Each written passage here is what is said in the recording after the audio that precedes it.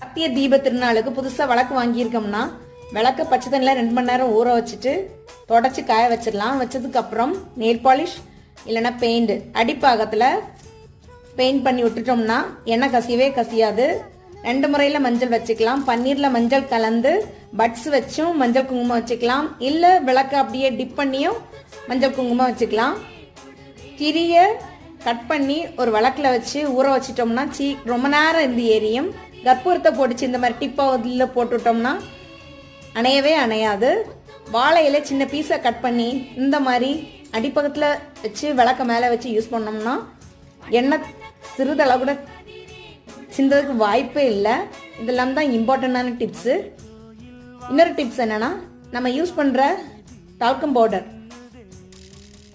அதை இதில் அப்ளை பண்ணிவிட்டு ஃபுல்லாக ஸ்ப்ரெட் பண்ணி விட்டுட்டோம்னா புயல் காற்று வந்தாலே நம்ம விளக்கு